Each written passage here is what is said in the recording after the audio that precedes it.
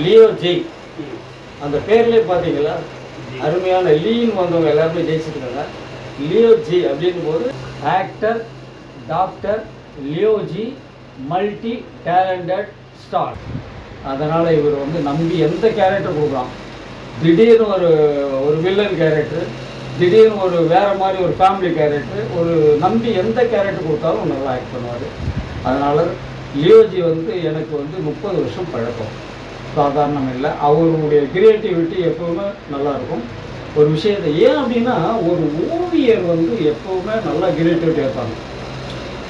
இதை என்ற படம் ஜெயிச்சதுக்கு காரணம் என்ன அப்படின்னாக்கா, கதிர் வந்து ஒரு ஓவியர், அவர் வந்து டிஎஃப்டி முடித்தவர். அதேமாதிரி இவங்கெல்லாம் டிஎஃப்டி முடிச்சுட்டு ஒரு ஓவியராக வந்து உள்ளே வரும்போது பல வண்ணங்கள் சேர்ந்து ஒரு எண்ணங்களை உருவாக்கி ஒரு திரைக்காவியத்தை உருவாக்குவர் லியோஜி. அதனால் மிக சிறந்த மனிதர். பேச்சு தன்மை, அது அன்புக்கு அடிமை. அன்புக்கு நான் அடிமைன்னு சொல்கிற மாதிரி அன்புக்கு அடிமை. எல்லா நட்பையும் கவர் பண்ணி நல்லா வரணும். அவர் மேலும் மேலும் நல்லா வர என்னுடைய அன்பான வாழ்த்துக்கள். இனிய நாள் வணக்கம் என்னுடைய நட்புறவுகளே. நான் உங்கள் அன்பு சகோதரர் பல்கலைவேந்தர் முனைவர் லியோஜி திரைக்கலைஞர். இன்று மாபெரும் கலைஞர்களை உருவாக்கிய ஏவிஎம் திரைப்பட தளத்தில் இன்றும் மாபெரும் எடிட்டர் ஐயா திரு சரவணன் அவர்களையும், டைரக்டர் ஐயா பன்னீர்செல்வம் அவர்களையும், இன்னும் எமது சக நடிப்பு கலைஞர் அவர் எல்லாருமே இங்கே கூடி இணைந்திருப்பவர்கள் அனைவருமே ஒரு மல்டி டேலண்டட் பர்சனாலிட்டிஸ் தான். நமது சத்யராஜ் எனப்படும் சத்யராஜ் சாருக்கே டூப் சத்யராஜ் நண்பர் ரஜித் சத்யராஜ் அவர்களையும், மற்றும் வளரும் நமது நடிப்பு கலைஞர்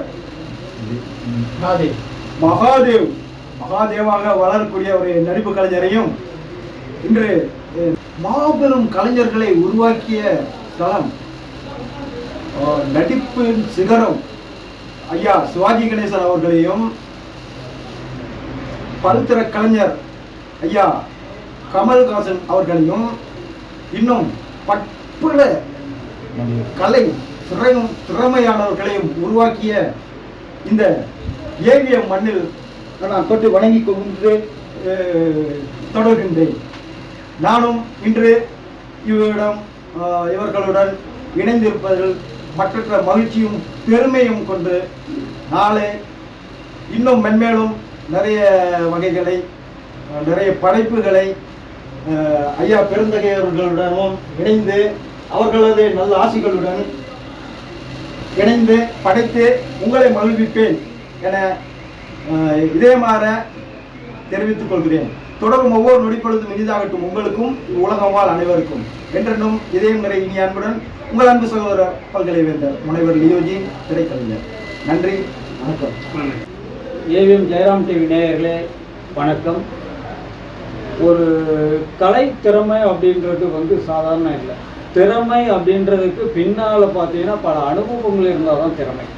அந்த திறமை அப்படின்னு வரும்போது அதுக்கு திறமைக்கு மேலே நிற்கிற ஒரு பர்சன் யார் அப்படின்னா, நபர் யார் அப்படின்னா, actor doctor Leoji talented people, great multi actors அப்படின்னு சொல்ல போனால் லியோஜி. வாங்க லியோஜி சார். ஐயா வணக்கம் ஐயா. அதாவது உங்கள் கையை தொடும்போது உங்கள் கலை என்னோட ஒட்டிக்கிச்சு. காரணம் என்ன அப்படின்னா, நான் வந்து சின்ன வயசில் ஒரு சின்ன படம் வரைஞ்சிருப்பேன். ஆனால் ஹேமமாலினி படத்தை ஒரு 10வது படிக்கும்போது வரைஞ்சி, அந்த ஹேமமாலினி பென்சில் ஆர்ட்னு சொல்லுவாங்க. பென்சிலில் வாஷ் ஆகுது, உங்களுக்கு தெரியும். பென்சிலில் லைன் கிடையாது, வாஷ் பண்ணி அந்த பேப்பரை சொல்லி வாஷ் பண்ணி அந்த படத்தை அனுப்பி ஹேமமாலினி சைன் பண்ணி எனக்கு அனுப்பிச்சாங்க. சிறப்பு. ஆனால் அந்த ஒரு விஷயம் நான் வந்து 10வது படிக்கும்போது அடைஞ்சேன். ஆனால் அதுக்கு மேலே உங்களை வந்து வடபழனியில் மீட் பண்ணும்போது உங்களுடைய கிரியேட்டிவிட்டி ஆர்ட்டில் நான் வந்து ரசிப்பேன்.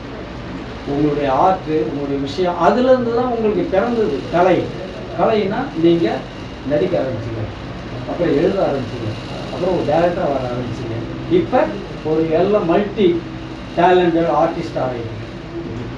அது என்னன்னா கடவுளுக்கு இருக்குதான். நான் வந்து என்னைக்கு நீங்கள் ஃபோன் அடித்தாலும் உடனே பேசிட்டு, லியோஜி சார் எப்படி இருக்கீங்க, ஏன் பெங்களூர் போனீங்க, சென்னையிலே இருந்தால் இன்னும் நல்லா வந்திருக்கலாமே அப்படின்னு உங்களை சொல்லி சென்னைக்கு மீண்டும் வர வச்சுட்டேன். அதனால் வந்துட்டீங்க. கண்டிப்பாக ஏன் சொல்கிறேன்னா, எனக்கு தெரிஞ்ச வரைக்கும் நீங்கள் இன்னும் நல்லா வந்திருக்கணும், நல்லா வருவீங்க. இனிமே உங்களுக்கு பார்க்கணும். எங்கே வந்திருக்கீங்க தெரியுமா? வாங்க Saravanan sir, editor Saravanan sir பார்க்க வந்திருக்கீங்க.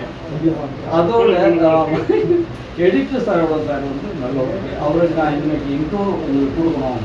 நாளைக்கு உங்கள் ப்ராஜெக்டோ மற்ற விஷயங்களோ இருந்தால் அவர்கிட்ட நல்லா பண்ணி தருவாங்க.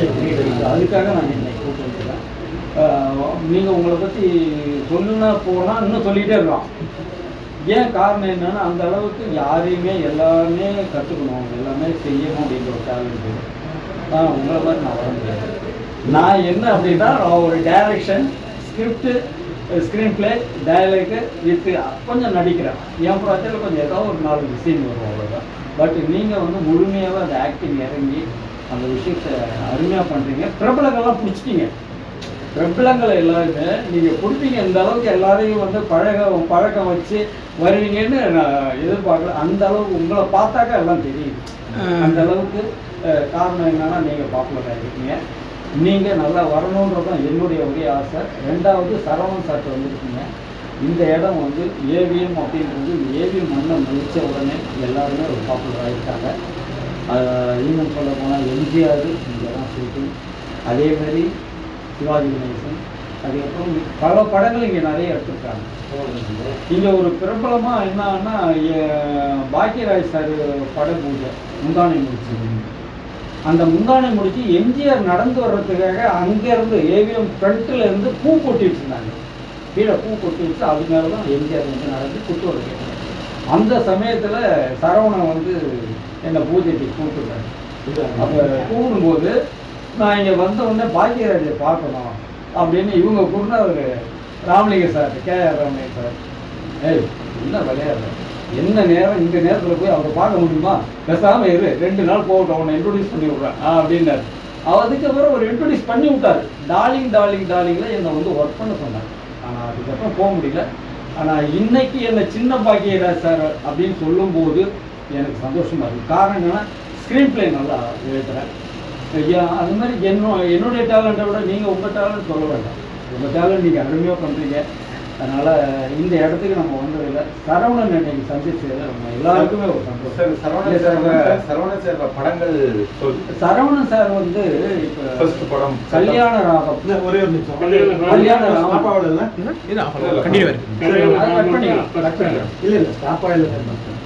சரவணன் சாரை சொல்லும்போது கல்யாண ராமன், கல்யாண ராமன்னா என்ன மாதிரி படம், மீண்டும் கோகிலா, இந்த 2 படத்துக்கு தான் இன்ட்ரோ கொடுத்து உள்ள முதல்ல எடிட்டராக உள்ள வந்திருக்காங்க.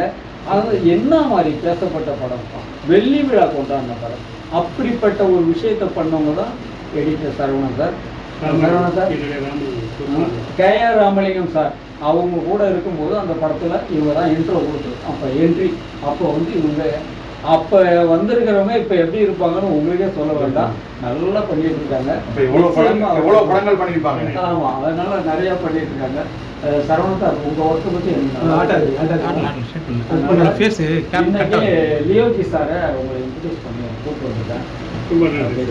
ஐயா, மிகப்பெரிய ஜாம்பவான்கள் இருந்து வாழ்ந்து பற்பல சாதனைகள் புரிந்த இடத்தில் உங்களை போன்ற ஒரு ஜாம்பவானுடன் நானும் ஐயா இயக்குனர் பன்னீர்செல்வம் அவர்களது அறிமுகத்துடன் இன்று உங்களுடைய நட்பு நமக்கு கிடைத்தது மிக்க மிக மிக மிக மிக மிக இதயமார்ந்த மகிழ்ச்சியையும் நன்றியையும் உங்கள் இருவருக்கும் நான் தெரிவித்துக் கொள்கின்றேன். உங்களது அன்பும் ஆதரவும் ஆசிகளும் அங்கிருக்கும் வேண்டும். லியோஜி சார், இந்த நேரத்தில் உங்ககிட்ட ஒரு சின்ன ஒரு கேள்வி கேட்கலாம் தோணுது. உங்களோட 35 வருட கலை போராட்டத்தில் எனக்கு ஒரு உங்களோட அனுபவம், உங்களோட அந்த 35 வருட அனுபவம் என்னோட வயசு. இந்த நேரத்தில் நீங்கள் இந்த சின்ன சின்ன நாங்கள் சின்ன வயசில் வந்து கோடு போட்டு வழியை பாதையில் கண்டுபிடிப்போம். அதை வந்து இப்போ நீங்கள் அதை எப்படி உருவாக்கியிருப்பீங்க, அது உங்களுக்கு எப்படி தோணுச்சு இந்த நேரத்தில்? அது பார்த்தீங்கன்னா, ஒரு தடவை திருநெல்வேலியில் நான் இருக்கிற டைமில் தினவேல்னு ஒரு பத்திரிக்கை, அது வேறொரு பத்திரிக்கையில் அந்த தினவேல் பத்திரிக்கைக்கு கார்ட்டூனிஸ்ட் வேணும் அப்படின்னு சொல்லிட்டு ஒரு இது விளம்பரம் வந்துருக்குங்க. அந்த விளம்பரத்தை பார்த்துட்டு நான் அங்கே போயிருந்தேன். அங்கே போயிருந்த பொழுது பார்த்தீங்கன்னா அப்போ அந்த விளம்பரம் வந்த பொழுது எனக்கு உடனடியாக போக முடியலை. ஏன்னா நான் பொள்ளாச்சியில் நான் ஒரு அடிப்படையில் புகைப்பட கலைஞர் ஒரு நிகழ்ச்சிக்காக புகைப்படம் எடுக்கிறதுக்காக அங்கே போயிருந்தேன். அதனால் உடனே வர முடியலை. அவங்களுக்கு அப்போல்லாம் கைபேசி இதில் இருக்கல, தொடர்பு கொள்ள முடியலை. உடனே நான் அவங்களுக்கு கைபேசி வந்துருச்சுன்னு நினைக்கிறேன். அதை இதில் பார்த்துட்டு அவங்களுக்கு நான் தகவல் சொல்லியிருந்தேன். அப்போ பரவாயில்ல, நீங்கள் அதை முடிச்சுட்டு வாங்க அப்படின்னாங்க. திரும்ப அங்கே முடிச்சுட்டு போயிருந்த பொழுது அவங்க சொன்னாங்க, இன்னையே நிகழ்வு வந்து ஒரு கார்ட்டூன் போட்டு கொடுங்க அப்படின்னாங்க. உடனே ஐயா ஒரு 10 நிமிஷம் எனக்கு டைம் கொடுப்பீங்களா அப்படின்னா, சரிங்க. நான் வெளியில் போனேன், மதிய டைம். அங்கே வெளியில் போயிட்டு அன்றைய பேப்பர் வாங்கினேன். அந்த பேப்பரை மதிய பதிப்பு வந்துருந்தது. அந்த பேப்பரை வாங்கி பார்த்தீங்கன்னா அந்த பேப்பரில் வந்து தமிழகத்தின் தண்ணீர் பஞ்சத்துக்காக மத்திய அரசு 1000 கோடி நிதி உதவின்னு இருந்தது. ஆஹா, சூப்பர் கான்செப்ட் கிடைச்சிருக்கே அப்படின்ட்டு என்ன பண்ணுறேன்னா டக்குனு இமீடியட்டாக அது அவங்க டேபிள்லேயே பேப்பரை வாங்கி பேப்பருங்கிறது அவங்கள்ட்ட ஒரு பிரச்சனை இருந்துச்சு. நமக்கு தெரியும், நம்ம தமிழ்நாடோட மேப்பு பார்த்தீங்கன்னா ஒரு பெண்ணோட முக சாயல் இருக்கும். அந்த தமிழ்நாடு மேப்பை அப்படி நிமிர்ந்திருக்க மாதிரி ஒன்று வரைஞ்சி அதை ஒரு பொண்ணு அதை வாயை எப்படி குழந்திருக்க மாதிரி இருக்குது. கீழே தமிழ்நாடு, மேலே ஒரு குடத்தை 2 கையில இருந்து இப்படி ஊற்றுற மாதிரி அதுலேருந்து சொட்டு. அதில் வந்து அந்த குடத்தில் வந்து 1000 கோடி நிதி உதவி, அதுக்கு மேலே மத்திய அரசு அப்படின்னு போட்டு இது பண்ணியிருந்தேன். இமீடியட்டாக அதை செலக்ட் பண்ணாங்க. அதில் வந்து டெய்லி அவங்களுக்கு கார்ட்டூன் போட்டு கொடுக்குறேன். சார் பன்னீர்செல்வம் சார், நீங்கள் ஒரு வகுப்பாசிரியர். அப்போ சார் பார்த்தீங்கன்னா இந்த குறுக்கு வழின்றத உருவாக்கி கொடுத்ததே சார் தான், தெரியுதுங்களா? நேர் வழி குறுக்கு வழி இதை அறிமுகப்படுத்தினதே சார் லியோஜி சார் தான். அது வந்து இதில் ஒரு குறுக்கு வழின்னு சொல்ல முடியாது, நேர் வழி தான். அதை பிடிச்சிருக்காரு பாருங்க, அந்த இடத்த பிடிச்சிருக்காரு. இடம்ன்றது அந்த ஒரு டைமிங் வரும், அந்த டைமிங்கில் பயன்படுத்துறவங்க தான் மனுஷன் தெரியும். ஒரே நேரம் எனக்கு வந்து ஒரு நல்ல வாய்ப்பு, ஃபஸ்ட் கிளாஸ் வாய்ப்பெல்லாம் கிடைச்சிது. அது காரணம் அந்த டைமிங்ஸ் தவிர்க்கலாம். எப்பவுமே காலகட்டங்கள் தவிர்த்தால் அது மீண்டும் நடக்க கொஞ்சம் தாமதமாகும். அதனால எப்போ வருமோ அந்த காலத்தை பயன்படுத்துங்கள். அப்படி பயன்படுத்தின ஒரே ஒரு நபர் தான் actor doctor Leoji, multi actors. Yes sir, yes sir. சகோதரரே, உங்களோட வார்த்தையில எனக்கு உடன்பாடு இல்லை, குறுக்கு வழி இல்லை. அது இல்லை சார், சார் இல்லை விளையாட்டா குறுக்கு வழி சொல்ல வரல. ஒரு என்ன சொல்லுது, எங்க உங்களோட அந்த அனுபவம் வந்து எங்களுக்கு சின்ன பிள்ளையா இருக்கும்போது, நாங்க சின்ன பிள்ளையா இருக்கும் எங்களுக்கு குறுக்கு வழி தான் அந்த நேரத்தில் எங்களுக்கு. பரவாயில்ல, அது குறுக்கு வழி இல்லை. அதாவது எண்ணம் போல் வாழ்க்கையுமாங்க. அந்த எண்ணம் போல் வாழ்க்கைன்ற பொழுது அது நம்மளோட எண்ணம் வந்து தீவிரமா இருந்ததுன்னா அது அந்த இடத்துக்கு கொண்டு போய் சேர்க்கும். அந்த சேர்த்த நேர்வழி அது. அதுதான் சார், அந்த பருவத்தில் எங்களுக்கு அது குறுக்கு வழி. மகாதேவன், எஸ் சார், அது குறுக்கு வழி கிடையாது, அவர் அடைஞ்ச வழி. எஸ், அடையும் வழி, அடைந்து முடிந்த வழி. அந்த டைமிங் வந்து அவருக்கு அமைஞ்சிருக்கு. அவருடைய டேலண்டை வெளிப்படுத்த ஒரே ஒரு இடம் கிடைச்சது, அது மூலம் ஒரு வந்துட்டார். அதான் விஷயம். அது வந்து நம்ம வந்து இடையில வரணும், நடுவில் வரணும். நான் 10வது படிக்கும் போது ஹேமாலினி படம் வரைஞ்சிருக்கேன். அப்படி அந்த அந்த ஒரு படம் வரைகிறதுக்கு 1 வாரம், 1 வீக்னா அந்த பென்சிலா அப்படியே நேச்சுரலான முடி.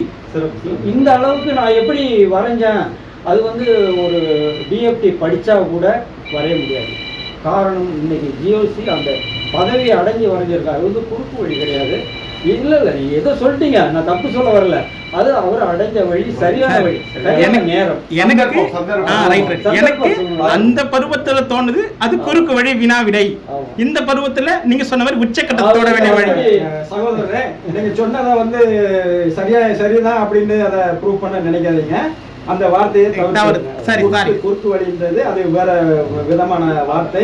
அதாவது மகாதேவன் வந்து அவருக்கு தெரிஞ்ச ஒபினியன்ல அவர் அந்த பருவத்துல குழந்தையா நாங்க இருக்கும்போது அது எங்களுக்கு அந்த வார்த்தை வந்து தவறு இது பண்ணீங்க, அது பிரச்சனை இல்லை, அதை அடிச்சிருவோம். அதே என்னன்னா லாங் அதுக்கப்புறம் ஒரு டிராவல் பண்ண போறான்னு நினைச்சார். டிராவல் கிடையாது, அதுதான் எண்ட் அவருடைய லைஃபுக்கு ஒரு டர்னிங் பாயிண்ட். இன்னொரு விடயம் பகிர்ந்துக்கிறேன். ஏன்னா அது எப்படி உருவாச்சு அதுதான் இன்னொரு விடயம் பகிர்ந்துக்கிறேன். சொல்லுங்க. அதே பத்திரிகையில முதல்ல கார்ட்டூனிஸ்டா தான் நான் வந்து அங்க இது பண்ணேன். அப்புறம் என்னோட முனைப்புகளையும் என்னோட உழைப்பையும் அவங்க பார்த்துட்டு, என்னோட திறமைகளையும் பார்த்துட்டு அதே பத்திரிகையில நிருபரா, கதாசிரியரா, கட்டுரை ஆசிரியரா, குழந்தைகளுக்கான கிட்ஸ் கார்னர்னு சொல்லிட்டு அதுக்கு அது என்ன கருத்தோவியங்களோட அதுகளுக்கான என்ன சொல்றது கிட்ஸ் கார்னர்ல குயிஸ் ஓவியங்களும் நான் வரைஞ்சி இது பண்ணியிருந்தேன். இந்த கட்ட போட்டு இந்த வழியில போய் இங்க இருந்து இந்த ஒரு ஒரு தாரா குஞ்சு இது உள்ள இதுக்குள்ள போயிட்டு அந்த தாமரை குளத்துக்குள்ள போகுது அது காட்டுங்க. அந்த மாதிரியான விடயங்கள்லாம் நான் இது பண்ணியிருந்தேன்.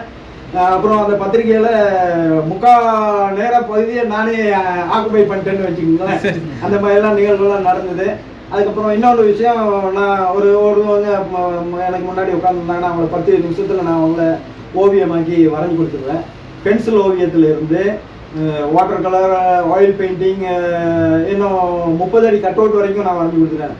நம்ம திரை கதை ஜாம்பவான் திரு பாக்கியராஜ் சார் அவர்களோட இது நம்ம படம் வந்து அப்போ நான் வந்து பண்ருட்டி காந்தி பூங்கா மடியில் வந்து advertisement company Leo's art photo videos advertisement company வச்சுருந்தேன். அப்போ அந்த பண்ருட்டி ஜெயராம் தியேட்டர் அங்கே வந்து அந்த சாரோட படம் வந்து இதாச்சு. இது நம்ம அந்த படத்துக்கு 30 அடி கட் அவுட் நானே வரைஞ்சி கொடுத்தது. பீஸாக வரைஞ்சி அங்கே கொண்டு அவங்க ஃபிட் பண்ணாங்க. அதெல்லாம் அவங்க ஃபிட் பண்ணது. அதே பாக்கியராஜ் சாரை 2 முறைகளை வந்து நேரடியாக சந்திச்சிருக்கேன். பாக்கியராஜ் சாரோட அடுத்த சின்ன வீடு படத்தில் எனக்கு வாய்ப்பு கொடுத்ததாகவும் சொல்லியிருக்காங்க. நான் அதுகளெல்லாம் பற்றி சிலாகித்து பேசின பொழுது அவர் ரொம்ப சுவாரஸ்யமாக என்னோட பேசினார். நல்ல அதாவது கலைஞர்களை மதிக்கக்கூடிய இன்னொரு கலைஞர் அவருக்கும் இந்த நேரத்தில் நான் என்னோட நன்றியையும் வணக்கத்தையும் தெரிஞ்சுக்கொள்கிறேன். இந்த ஒரு அருமையான சந்தர்ப்பத்தை எனக்கு ஏற்படுத்தி தந்த எனது அருமை சகோதரர் ஒன்னே ஒன்று சொல்கிறேன். அதாவது வந்து விப்ஜியான்னு சொல்லுவாங்க, வானவில் கலர்ஸ். வானவில் கலர்ஸை நீங்கள் 2ல் பார்க்கலாம். ஒரு பனி துளி அந்த தண்ணி தெளிக்கும் போது பார்க்கலாம், மழை பெய்யும் போது பார்க்கலாம், வானம் வந்து லைட்டு மேகமூட்டத்தோடு இருக்கும்போது பார்க்கலாம். அப்படி வண்ணங்களை எண்ணங்களாக மாற்றும் ஒரு திறமை யாருக்கு இருக்கும்னா ஒரு கலைஞன் ஓவியருக்கு. நிச்சயமா ஓவியருக்கு வந்து எழுத்து திறமை வளரும். காரணம் என்ன அப்படின்னா அவங்க எழுதுறதா அவங்க வரையறதான் சொல்ல போறாங்க. அதனால அவங்களுக்கு சிந்தனைகள் வந்து அதிகமா இருக்கும். சிந்தனைகள் அதிகமா இருக்கும். அவங்க ஏன் அப்படின்னா ஒருமுனை சிந்தனை அப்படின்னு, ஒருமுனை சிந்தனை அப்படின்னா கான்சென்ட்ரேஷன் போவாங்க. கண்டிப்பா அந்த ஒரு கான்சென்ட் இருக்கிறதுனால அவங்க எழுதலாம். திரைக்கதையில ஜாம்பவானா இருப்பாங்க, வசனத்துல ஜாம்பவானா இருப்பாங்க, பேசுற பேச்சு கூட ஷார்ப்பா இருப்பாங்க. அந்த மாதிரி ஒரு லியோஜி சார் நான் பார்த்தேன். சார் இந்த நேரத்தில் லியோஜி சார் அவர்கள் நீங்கள் வந்து தொழில்துறையாகவும் சரி, ஜாம்பவான் அப்படின்ற மாதிரி எல்லாம் ஒரு எல்லைங்க வந்துட்டீங்க. உடல் ரீதியாகவும் சரி ஜாம்பவான், அது எங்கள் கண்ணுக்கெல்லாம் நல்லாவே தெரியுது ஜாம்பவான்ற மாதிரி. சார் நீங்கள் உங்களுக்குன்னு ஒரு அச்சீவ்மெண்ட் வச்சுட்டு இருப்பீங்க, எதையாவது ஒரு சாதிக்கணும், இதை கண்டிப்பாக அச்சீவ் பண்ணுறேன், நான் ஓயவே மாட்டேன், அந்த மாதிரி ஏதாவது உங்களுக்குள்ள இருக்கா சார்? நிச்சயமா. அதாவது நான் வந்து அதாவது என்னோட குழந்தை பருவத்தில் அடி வாங்கின ஒரே ஓவியம், அதே சப்ஜெக்ட் வந்து ஓவியம். அப்போ நான் சின்ன வயசுல ரொம்ப ஒரு கூச்ச சுபாவம் உள்ள ஷை பர்சன். இப்போ நம்ம எல்லாத்துலேயும் நான் கிளாஸில் மானிட்டராக இருந்திருக்கேன், ஸ்கவுட்ஸில் லீடராக இருந்திருக்கேன், மாணவர் மன்றத்தில் செக்ரட்டரி காரியதர்சியாக இருந்திருக்கேன். இப்படி பல வகைகளில் எல்லாம் ஆளுமையோட இருந்தும் எனக்கு ஆரம்பத்தில் வந்து நிறைய ஷை டைப் இருந்ததால் அதெல்லாம் உடைச்சி வரணும் அப்படின்னு சுயமாக முன்னேறி முயற்சி பண்ணி தான் அந்த நிலவரத்துக்கு வந்திருக்கேன். அது இல்லாமல் என்ன அடித்த அதை ஓவிய ஆசிரியரே ஒரு தடவை நான் வரைஞ்சி கொடுத்து அவர்கிட்டயே பாராட்டு வாங்கினேன். அதுக்கப்புறம் இன்னைக்கு என்னோட கலை திறமைகளை பாராட்டி ஒரு 8 விருதுகள் கிடைச்சிருக்கு. நானாக வாங்கினதில் தானாக வந்த விருதுகள்.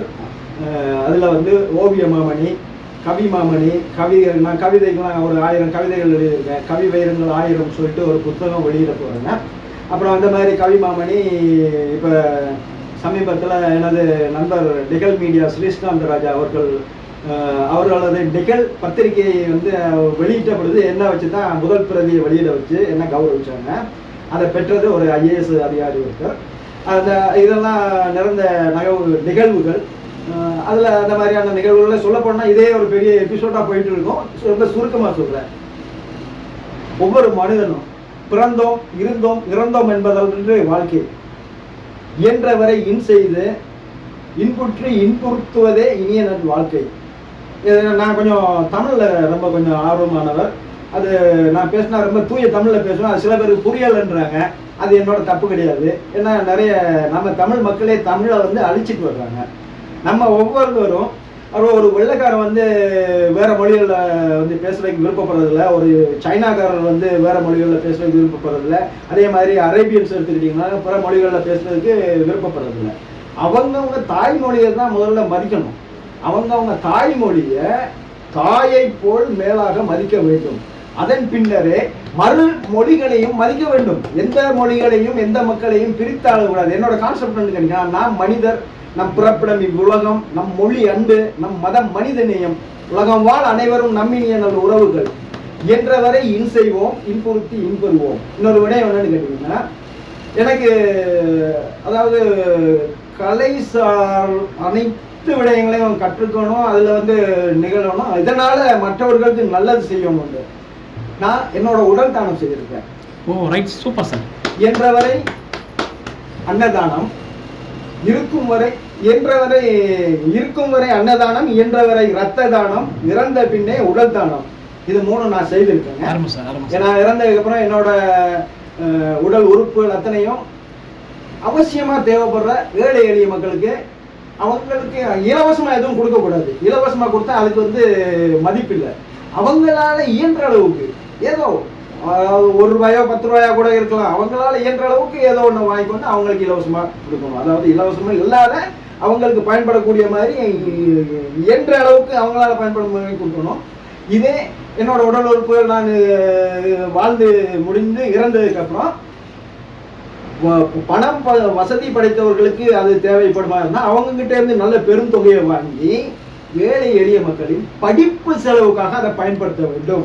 இதுதான் என்னோட நான் இறந்ததுக்கு அப்புறம் என்னோட உடலை எரிக்கவோ புதைக்கவோ கூடாது. முடிஞ்சா என்னோட எஞ்சிய கழிவு பாகங்களை இந்த உலகத்தில் உள்ள 5 கண்டங்களிலும் முக்கியமான இடங்களில் அதை புதைத்து அதில் ஒரு அறிவிப்பு பலகை வைக்க வேண்டும். அது எனது சுய விளம்பரத்துக்காக அல்ல. இதுபோல் மனிதனாக பிறந்த ஒவ்வொருவரும் இன்னவை ஆற்ற வேண்டுமே என்ற இனிய எண்ணத்துடன். நன்றி சார். என்னோட சுருக்கம் சொல்ல போனா இந்த நிறைய சொல்லலாம். நன்றி சார். அருமையான பதிவு. நன்றி சார். இந்த பதிவு உண்மையிலேயே சார் நம்ம இந்த இடத்துல உட்கார்ந்துருக்கோம், நான் கேமராவுக்கு பக்கத்துல இருக்கிறேன். இந்த பதிவு அவர் உண்மையிலேயே ஆத்மா திருப்தியா சொல்றாரு. இது கண்டிப்பா இவர மாதிரி மற்றவங்களும் செய்யணும். இந்த நேரத்துல சிறு ஒரு தகவல் சொல்லுங்க. இன்னொரு விடயம் நான் சொல்லுவேன், முக்கியமான விடயம். சொல்லுங்க சார். என்னது, இது யாரையும் சங்கடப்படுத்துவதற்காக இல்லை. இது எதுக்குன்னா, இவ்வளவு இழப்புகளுக்கு பின்னாடியும் நான் வந்து இந்த கலை சார்ந்து வந்து மற்றவர்களுக்கு நல்லது ஆற்ற வேண்டும் அப்படின்ற ஒரு விடயத்துக்காக பதிவிட்டேன். இது முக்கியமானது. 2000 என்னோட மகன் பிறந்தாரு. 2020 ஒரு மோட்டார் ஈருள்ளி, அதாவது பைக் ஆக்சிடென்ட்ல அவங்க 3 பேர் பைக்கில் போய் முன்னாடி வண்டியை ஓட்டிட்டு போயிருந்ததும் லாஸ்ட்ல ஒரு உட்கார்ந்துருந்தவரும் ஸ்பாட் அவுட்டு. கடைசி அப்போ அந்த டைமில் கொரோனா பீரியட். நான் வந்து பெங்களூரில் இருந்தேன். என்னோட மகனார் இறந்தது கூட நேரடியாக போய் பார்க்க முடியாத ஒரு சூழ்நிலை அப்படி இருந்தது.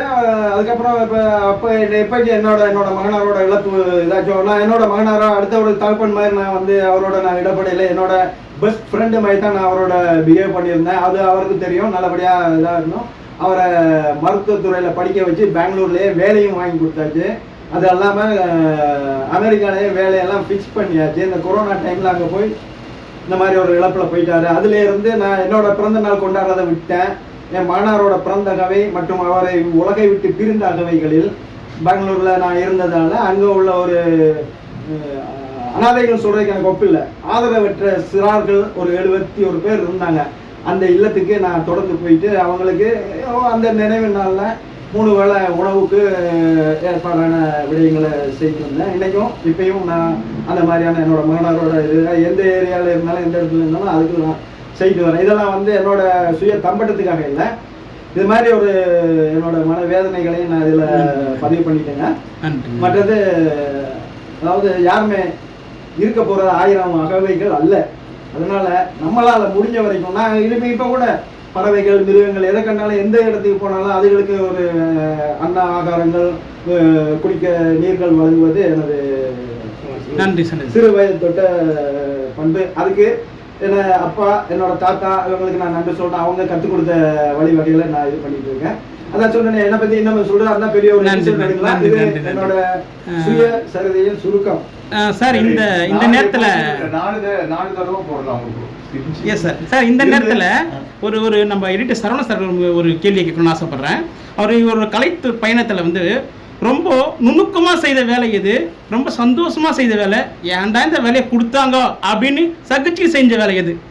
அப்படி பெரிய பிரித்து சொல்லவே முடியாது. ஆரம்ப காலத்துலேருந்து இன்ன வரைக்கும் கிடைத்த தொழில நிம்மதியாக நேசியாக ஆர்வத்தோட சார். பன்னீர்செல்வம் சார், உங்களுக்கு ஒரு சின்ன கேள்வி சார். நீங்கள் வந்து எப்படின்னா அனைவரும் உயர்த்தி உயர்த்தி உயர்த்தி பார்க்கணும் சொல்லிட்டு இன்னை வரைக்கும் பார்த்தீங்கன்னா நீங்களும் அண்ணாந்து பார்க்குற மாதிரி தான் இருக்கீங்க. ஏன்னா நாங்கள் எல்லாருமே உங்களை அண்ணாந்து தான் பார்க்குறோம். ஆனால் நீங்கள் இன்னமும் வந்து சர்வசாதாரண யதார்த்தமான வாழ்க்கையை நாம் இப்படின்ற ஒரு அறிகுறி எதுவுமே தெரியாமல் எப்படி சார் உங்களை இந்த அளவுக்கு தன்னடக்கத்தோடு நீங்கள் வந்து இன்னும் பயணிக்கிறீங்க? காரணம் என்ன அப்படின்னா, நான் வந்து ஒரு வறுமையான குடும்பத்தில் பிறந்தேன். அம்மா அப்பா வந்து கை நாட்டு, அவங்களுக்கு படிப்பு இல்லை. அந்த பக்கம் பார்த்தீங்கன்னா அவங்க குடும்பத்துலையும் யாரும் படிக்கல, இவங்க குடும்பத்துலையும் யாரும் படிக்கல. நான் ஒரு பட்டதாரி ஆகணும். அப்போவே எனக்கு ஒரு எய்ம் வந்தது. அந்த பட்டதாரியினுடைய எய்ம் எனக்கு எப்படி வந்ததுன்னா, கிட்டார் வாசிச்சுட்டு ஒரு அண்ணன் படிப்பார். அவர் கரஸ்பாண்டிங் கோர்ஸில் புக்கு வரும், அவர் படிப்பார். என்னென்ன படிக்கிறீங்க, என்னன்னு சொல்லுங்கள். டே இதெல்லாம் உனக்கு இப்போ தெரியாதா, 3வது படிக்கும்போது 4வது படிக்கும்போது கேட்குறேன், நான் சொல்லுனேன்னு கேட்டு அப்பா ஒரு பிகாம் சொன்னார். அந்த பிகாமை நம்ம படித்தே ஆகணும் அப்படின்னு சொல்லிட்டு எனக்கு ஒரு எய்ம் வந்த ஒரு விஷயத்த படிச்சுக்கிட்டு இருக்கிறேன். தெரு லைட்டில் தான் படிப்பேன், தெரு லைட்டை உடைப்பானுங்க. காரணம் என்னென்னா, இப்போ நம்ம தெருவில் நம்ம எல்லாம் சுற்றிக்கிட்டு இருக்கோம், அவங்க படிச்சுட்டு இருக்காங்க. அப்போ நான் யோசிப்பேன், யாரையும் எதையும் பொருட்படுத்த மாட்டேன், என்னுடைய ஒரே விஷயம் என் குடும்பத்துக்கு படிப்பு தான் அப்படின்னு படித்தேன். இன்ன வரைக்கும் உங்களோட தன்னம்பிக்கை. அதுக்கு என்ன காரணம்னா, விடாமுயற்சி. 6வது படிக்கும்போது 2வது பசங்களுக்கு சொல்லிக் கொடுத்தேன். 10வது படிக்கும்போது 6வது பசங்களுக்கு சொல்லிக் கொடுத்தேன். சார் நீங்கள் இன்னி வரையும் எங்களுக்கு சொல்லிக் கொடுத்தா பசங்க ஆமாம் படிக்கும்போது நான் வந்து 11th படிக்கிறேன். 11th தான் இப்போ SSLC. அப்போ நான் 10வது. காரணம் இப்படி நான் வளர்த்துக்கிட்டேன் ஒழிய டீச்சிங் கெப்பாசிட்டியை. சரி நான் போய் ஒரு 15 ஏழைங்க டிகிரி படிக்கும்போது செகண்ட் இயர் படிக்கிறேன் போய் சொல்லித்தரேன். அந்த 15 பேரில் 14 பேர் 10th பாஸ் பண்ணிக்கிறாங்க. அந்த பெருமை. Super super. காரணம் என்ன அப்படின்னா, சார் அந்த விஷயத்தை நாம் செய்வோம். இன்னைய வரைக்கும் எனக்கு எதிர்பார்த்து நான் ஒன்றும் செய்ய மாட்டேன். அது உனக்கே தெரியும் மகாதேவன். இப்போ 3 நாளில் எத்தனை பேரை பார்த்துருக்குறேன். சொல்றேன் இந்த அளவுக்கு உங்களுக்கு தன்னடக்கம், அதான் நான் கேள்வி கேட்கிறேன். அதனால வந்து எல்லாரும் வளரட்டும். சார் வந்து பேசவே மாட்டாரு. ஆமா, அவர் தொழிலை மட்டும் தான் தன்னோட திறமை காமிப்பாரு. நம்ம லியோஜி சார் வந்து அனைத்திலும் ஜாம்புவான். அவர் தொழில் ரீதியாகவும் சரி, உடல் ரீதியாக சரி, ஆஜான பாகுவலி தொழிலும் சரி, அவர் உடல் ரீதியாக சரி. இன்னைக்கு ஒரு பெரிய ரகசியத்தை சரவணுக்கு தெரிய வச்சுட்டீங்க. அவர் இன்னைக்கு தான் என்னை பத்தி ஒரு வாத்தியாரா இருந்திருக்காருன்னு மட்டும் தெரியும். ஆனா எப்படி படிச்சாரு என்ன விஷயம் தெரியாது இல்லையா? உண்மையா. ஆனா அதுதான் படிப்புல நீங்க இன்னைக்கு கூட சரி, விஜய் வந்து இன்னைக்கு ஒரே ஒரு விஷயம் சொல்றாரு, இவ்வளவு பெரிய ஆர்டிஸ்டா வளர்றதுக்கு காரணம் என்ன தெரியுமா? அவர் வந்து MBBS சீட்டு கிடைச்சி 3 நாள் அடம் பிடிச்சி, டேய் நல்ல சீட்டு கிடைச்சிக்கு நீ டாக்டர் ஆகலாம், நீ வந்து டாக்டர் தான் ஆகணும்னு சொல்லி சோபா மேடமும் S.A. சந்திரசேகர் சாரும் பண்ண விஷயத்தை நான் வீட்டிலேருந்து பார்த்தேன். வீட்டிலேருந்து பார்க்கும்போது சமையல் பண்ணிட்டு இருக்கிற ராஜேந்திரன் நல்லா அவனுக்கு என்னடா இந்த மாதிரி இருக்கு. ஆனால் அவ வளர்ந்து இன்னைக்கு அத்தனை இடத்தையும் இன்னைக்கு விருகம்பாக்கத்தில் பார்த்தீங்கன்னா அவருடைய இடம் தான் நிறைய. அதை ஏன் அவர் ஒரே ஒரு விஷயம், நீங்கள் தன்னம்பிக்கையோட அடம் பிடிச்சா கூட ஒரு விஷயத்தை ஜெயிக்கணும்னு நினைங்க, கண்டிப்பாக வருவீங்க. அப்படின்ற ஒரு விஷயத்தை நீங்கள் கூட கடைபிடிச்சா அருமையாக வரலாம். அதில் அவர் அருமையாக கடைபிடிச்சிட்டு வர்றார் லியோஜி சார். அவரை பற்றி பேசினா நேரம் பத்தாது. உண்மையிலேயே சொல்ல போனால் அவரை பற்றி பேசினா நேரமே பத்தாது. இன்னைக்கெல்லாம் பேசிட்டே இருக்கலாம். லியோஜி வந்து என்னன்னா, நீங்கள் இப்போ ஆரம்பத்தில் வந்து கொரோனாக்கு முன்னாடி மசூல் தெருவில் வச்சு நம்ம மீட் பண்ணும்போது அப்போ வந்து ரொம்ப முயற்சியாக இருந்தீங்க. சினிமாவில் எப்படியாவது வரணும், டார்கெட் அண்ட் கோல் அச்சீவ்மெண்ட் பண்ணணும்னு இருந்தீங்க. அப்போ அதுக்கப்புறம் திடீர்னாப்புல நான் லண்டன் போயிட்டேன்னு நினைக்கிறேன்.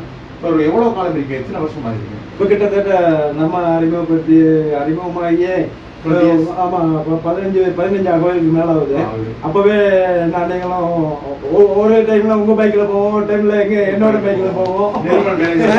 சார் இது கடந்த கால நினைவுல நினைவுபடுத்தி மசூதேரியில நீங்க இருக்கும்போது அங்கதான் வந்து காதல் சிவகுமார் அங்கதான் இருக்காரு.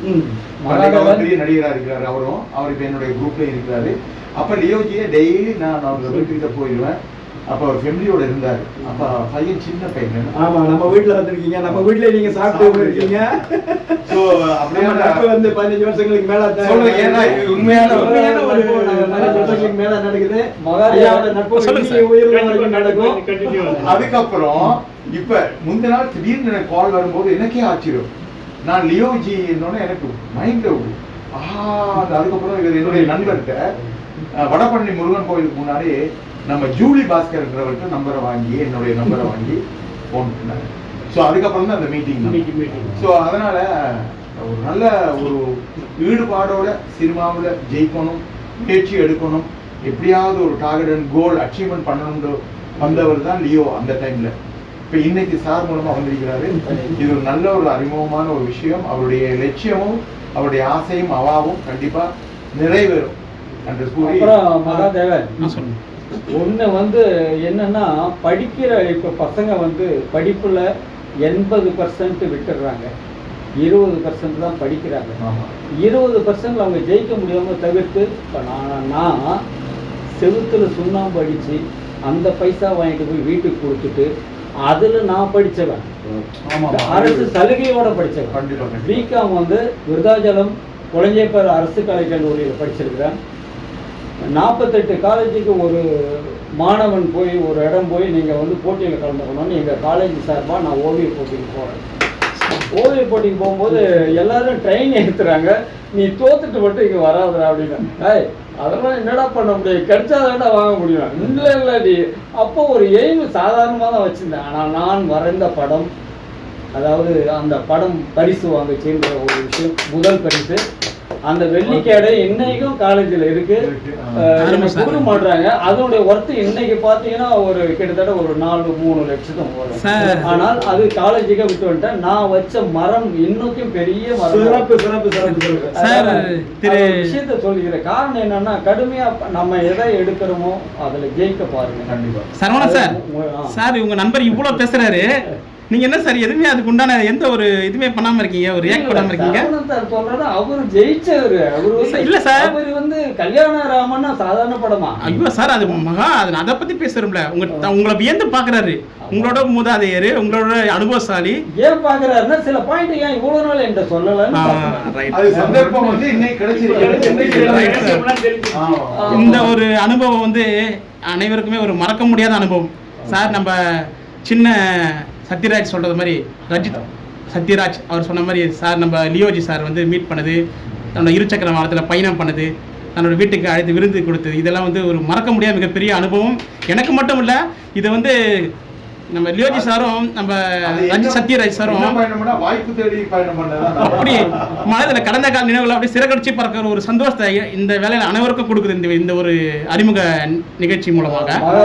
ஒரே ஒன்று சொல்லிக்கிறேன், இந்த வருஷம் 2025 2026க்கு எண்டுக்குள்ள ஒரு ஆளா வராருன்ற இந்த இடத்துல நான் உறுதி இன்னைக்கு நாங்க பதிவு பண்றோம். கண்டிப்பா சார். மகாதேவன் நீங்க எங்களை வருவீங்க. ஆனா நீங்க பேட்டி எடுத்திருக்கீங்க. இன்னைக்கு நிறைய क्वेश्चंस கேட்டாரு மகாதேவன். உண்மையிலே அது முக்கியமான क्वेश्चंस தான் மகாதேவன் கேட்டாரு. அவருக்கு ஒரு வாழ்த்துக்கள். ஏன்னா இது ஏன்னா எல்லாமே வெளியே வரும். ஒரு क्वेश्चन நான் கேட்கிறேன், சொல்லுங்க சார். நீங்க இத்தனை வருஷம் நீங்க டிராவல் பண்ணீங்க, கலைத்துறையில் வந்திருக்கீங்க, இது வரைக்கும் இல்லாத ஒரு முயற்சியில நீங்க வெற்றி அடைய போறீங்க. நீங்க நிச்சயமா ஒரு பெரிய ஆர்டிஸ்டா மட்டும் வரணுமா, வேற ஏதாவது விருப்பம்? சார், நான் மிகப்பெரிய ஆர்டிஸ்டா வரணும் ஒரு நாள் நினைச்சதில்லை சார். நான் லியோஜி சொன்ன சார் சொன்ன மாதிரியும் நீங்கள் சொன்ன மாதிரி இன்னும் அடிப்படையில் ஓவியத்தில் ரொம்ப திறமை இருக்குது. நான் இந்த இடத்துல வந்து ஆணவத்துக்கு சொல்கிறதா வரல, என்னை வந்து வெளியே கொண்டு வர சரியான அங்கீகாரம் கிடைக்கல. அதன் மூலிமா நான் என்னோடய ஓவிய திறமையை அப்படியே முடக்கிட்டேன். இந்த இடத்துல நீங்கள் கேட்ட ஒரு கேள்வியோ மிகப்பெரிய ஆர்டிஸ்டாக வரணுமான்னு கேட்டீங்க. அந்த இடத்துல நான் மிகப்பெரிய கலைஞனாக வரணும் மட்டுமே நினைக்கிறேன்.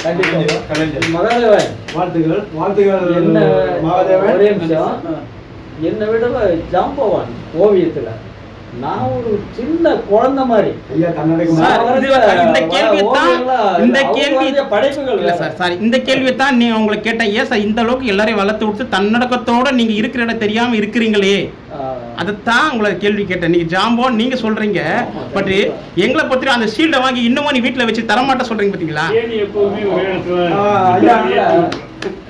ஐயா பத்தி ஒரு வார்த்தை. ஐயா எப்படின்னு கேட்டீங்கன்னா, அவர் சிறந்த ஒரு படைப்பாளி, மகா திறமசாலி.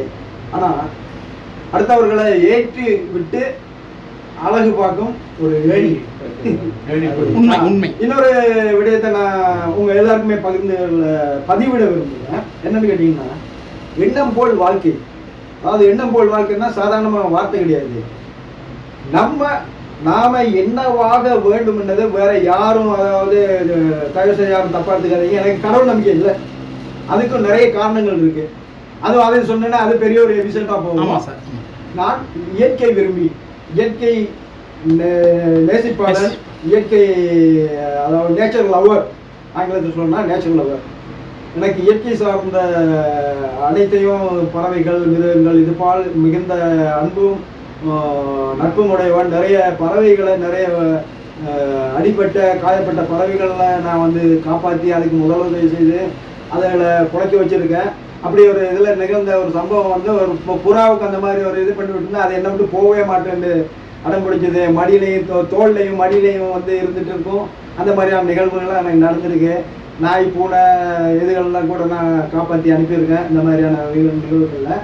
இதில் நான் முக்கியமாக பதிவிட வேண்டியது என்னன்னு கேட்டிங்கன்னா, நீங்கள் எதை நம்புறீங்களோ இல்லையோ, உங்களோட திறமைய நீங்க இன்னவாதான் வர வேணும்ன்றதை நீங்க நம்பி ஆகணும். அது நீங்க நம்பி ஆகணும். வேற யாரும் நம்பினாலும் அதை என்னது அறகுறையான எண்ணத்தோட இது பண்ணீங்கன்னா அது நடக்காது. இது நடக்கும், இதுல நான் வருவேன், நான் ஒரு கலைஞனா தான் வருவேன் அப்படின்னா நீங்க அதை நீங்க மனசுக்குள்ள அதை இரும்பா இருத்திக்கணும். நான் ஒரு கலைஞனா வருவேன், சாதிப்பேன் அப்படி என்னதை நீங்க வந்து நம்பணும். அதன்படி இருந்தீங்கன்னா அது உங்களை தேடி அந்த இடத்துக்கு கொண்டு போய் இருக்கும். இந்த பாருங்க, 10 வருஷங்கள் கழிச்சு நான் திரும்ப இங்க வந்திருக்கேன்னா, ஒரு கலைத்துறையில ஈடுபாட்டு நான் ஒரு 7 படம் நடிச்சிருக்கேன். சன் டிவியில வந்து அத்திப்பூக்கள், அப்புறம் தங்கம் சீரியல்ல சின்ன சின்ன கேரக்டர் பண்ணியிருக்கேன். ஜெயா டிவியில் வந்து காதம்பரி, சாந்தி நிலையம் இதுலேயும் நல்ல சின்ன சின்ன கேரக்டர் பண்ணியிருக்கேன். விஜய் டிவியில் நீயா நானால 2 தடவை பங்கேற்றிருக்கேன். ராஜ் டிவியில் வீட்டுக்கு வீடுன்னு ஒரு நிகழ்ச்சியில் வந்து நான் நடிச்சிருக்கேன். அதில் நடித்த ஒரு ஐயா, அவர் சமீபத்தில் அவர் இல்லை, அவர் பேருக்கு பின்னால் ஒரு சாதி பேர் வரும், அதனால் நான் அதை குறிப்பிட விரும்பவில்லை. அவரோட ஒரு பேச்சு வழக்கில் பேசிட்டு இருக்கும்போது அவர் என்ன அடிக்கிற மாதிரி ஒரு சீன் நிஜமாவே அடிச்சிட்டாரு. ஆனால் வேணும் நடிக்கல, தெரியாதனமா அடிச்சிட்டாரு. அதுக்கு அவர் என்னோட பழைய நிறைய வயதில் மூத்தவர். அவர் நிறைய வருந்தி ஐயா சாரி நான் ஐயா விடுங்க, இதெல்லாம் சகஜம் தான், விடுங்க அப்படின்னு இது பண்ணியிருந்தேன். இதெல்லாம் ஒரு சம்பவங்கள், நடந்த சம்பவங்கள். இதனால இந்த மாதிரியான ஒரு நிகழ்வுகளை நான் உங்களை பதிவிடுறது வேற ஒன்றும் இல்லை. நம்பிக்கை, எண்ணம் போல் வாழ்க்கை. நம்ம எதை ஆக வேண்டும் என்று நாம நினைக்கிறோமோ அதை 24 மணி நேரமும் நம்மளோட, அதாவது அப்துல் கலாம் சார் சொன்ன மாதிரி கனவு காணுங்கள். அவர் கனவு காணா படுத்து ஹாய் அப்படின்னு சிம்ரனோட அவங்களோட இவங்களோட இந்த மாதிரி கனவு காண சொல்லல. நம்மளோட எண்ணத்தை நம்ம ஊன்றி நம்மளோட இதயத்திலையும் சிந்தையிலையும் இருத்தணும். அதை எப்படி இருத்துற பொழுது அதுவே நமக்கு அதில் நம்ம ஜெயிச்ச மாதிரி நம்ம கனவு காணுவோம். அந்த கனவு நிஜமாகும், இது நிச்சயம். இது மாதிரி ஆனவர்கள் தான் இன்றைய வாழ்க்கையில சாதித்தவர்கள். அதுக்கு உதாரணத்துக்கு ஒரு நிறைய பேர் சொல்லலாம். அதில் ஒருத்தர் சொல்கிறேன், ஹென்ரி ஃபோர்ட் கார்னு சொல்லி எல்லாருமே கேள்விப்பட்டிருக்கீங்க. அந்த ஹென்ரி அவர் வந்து என்ன பண்ணியிருக்காரு, அந்த ஃபோர்ட் கார் வந்து ஆரம்பத்தில் சரியான முறையில் பிஸ்னஸ் ஆகும். அப்போ அதனால இவர் வந்து ஹென்ரி ஃபோர்ட் வந்து அமெரிக்கன்காரர். அவர் வந்து பிரான்ஸ்லேயும் எங்கேயோ நடந்த ஒரு கான்ஃபரன்ஸுக்கு போயிருக்காரு. அப்போ அங்கே அந்த கான்ஃபரன்ஸில் அவருக்கு இருப்பு கொள்ளல, நின்றுடுச்சா, பேட்டரி பவர் லோ, அப்படி கட்டாச்சா? இல்லை கட்டால. அப்போ என்ன பரவாயில்ல, இன்னொரு மொபைல் இருக்கு, நான் போட்டுருவா. இல்லை நீங்கள் அப்படியே கண்டினியூ பண்ணுங்க. இல்லை கண்டினியூ பண்ணுறேன், ஹென்ரி பவர் அப்படியே கண்டினியூ பண்ணுறேன், முடிச்சுக்கலாம். அப்போ அவர் வந்து அதில் இருப்பு கொள்ளாமலுக்கு அவர் எந்திரிச்சு ரோட்டில் நடமாடி இருக்காரு. நடமாடி இருக்க பொழுதுன்னா அவருக்கு முன்னாடி ஏதோ ஒரு ஆக்சிடென்ட் ஆகி ஒரு மெட்டல் துண்டு வந்து அவருக்கு முன்னாடி வந்து விழுது. அவர் ரோட்டில் விடுதுன்ட்டு காலை கொஞ்சம் பலமாக்கி கீழே தட்டுறதுக்காக இப்படி தள்ளி இருக்காரு, அது புஷ்டுன்னு போயிருக்கு. அப்போ பார்த்தோன்னா அவர் என்ன மெட்டல் வந்து லைட் மெட்டல் கிடைச்சதோ அதை வச்சு நம்ம காரை இது பண்ணால் அது வந்து இப்போ நல்லா பிஸ்னஸ் ஆகும்னு நினச்சா அதே 24 hours திங்கிங்கில் இருந்திருக்காரு. அங்கே அவர் போயிருந்த இடத்துலையும் அங்கே இருப்பு கொள்ளாமல் போக அவருக்கு முன்னாடி ஒரு ஆக்சிடென்ட் வந்து ஒரு பீஸ் வந்து விழணுமா, அதை திரும்ப அதை எங்கேன்னு கண்டுபிடிச்சி அந்த மெட்டலை அவர் இறக்கி அதுக்கப்புறம் அதாவது இம்போர்ட் பண்ணி அதை வச்சு அந்த கார் இது திரும்ப ஃபோர்ட் கார் வந்து வேர்ல்டு ஃபேமஸ் ஆச்சு, நல்ல பிஸ்னஸ் ஆயிடுச்சு. இது ஒரு சிறிய நிகழ்வு. இது என்னன்னு கேட்டீங்கன்னா எண்ணம் போல் வாழ்க்கை. அவரோட எண்ணம் வந்து அந்த வீரியமாக இருந்ததால அவர் அந்த இடத்துக்கு கொண்டு போயிருக்கு. அந்த மீட்டிங்ல அவர் உட்காந்துருந்தா அவர் நடந்திருக்காரு. மீட்டிங்கை விட்டு அவரோட எண்ணம் தான் அவரை வழி நடத்தி இருக்கு. அங்கே போய் அந்த இதை கொண்டு அந்த அதுக்கு நேரத்தில் ஒரு ஆக்சிடென்ட் அந்த பீஸ் வரணுமா, இதெல்லாம் வந்து எண்ணம். அது மாதிரி உங்கள் ஒவ்வொருத்தரோட எண்ணம், நீங்கள் என்ன வாங்க வேணும்னு நீங்கள் நினைக்கிறீங்களோ அதை நீங்கள் முதல்ல டிசைட் பண்ணிக்கோங்க. அதுக்கப்புறம் அந்த எண்ணத்தை நோக்கியே 24/7 நீங்கள் பயணப்படுங்க. சாப்பிட்ற பொழுது, தூங்குற பொழுது, முடிச்சிருக்க பொழுது, நீங்கள் வேறு ஏதாவது படம் பார்த்துருந்தா கூட ஏதாவது இதில் இருந்தாலும் அந்த எண்ணம் உங்களுக்கு உள்ளாக ஓடிட்டே இருக்கணும். நமக்கு 2 மூளைகள் உண்டு. அதில் ஒரு மூளை வந்து நம்ம உறங்கினாலும் அது முடிச்சுட்டு இருக்கும். பெருமூளை சிறுமூளைன்னு இருக்குது, வளமூளை இடமூளைன்னு இருக்குது. அதை கரெக்டாக சொன்னோன்னா 4 பக்கமாக இருக்கும். ஆனால் 2 பெரும் மூளைகள் தான். அதாவது ஒரு மூளை வந்து நம்ம உறங்குற பொழுதும் முடிச்சுட்டு இருக்கும், மற்ற மூளை வந்து எப்பயுமே முடிச்சுட்டு இருக்கக்கூடியது. ஸோ அதனால் எண்ணம் போல் வாழ்க்கை, அதை மாத்திரம் நீங்கள் இது பண்ணிக்கங்க. கண்டிப்பாக நீங்கள் நினைச்சதை நோக்கி ரொம்ப ஒரு என்ன சொல்றது வீரியமாக நீங்கள் அதில் பயணப்பட்டீங்கன்னா நிச்சயமாக வெற்றி பெறுவீங்க. இதுதான் வெரி சிம்பிளான மேட்டர். இதை விட ஒன்றும் சொல்றதுக்கு இல்லை. ஆமாம், இன்னைக்கு அதான் சொன்னேன், 10 வருஷத்துக்கு அப்புறமும் நான் வந்து மீண்டும் வந்திருக்கேன்னா உங்கள் திறமை, தன்னம்பிக்கை, விடாமுயற்சி கண்டிப்பாக உங்களை உயர்த்தும். நன்றி, வணக்கம். ஓகே.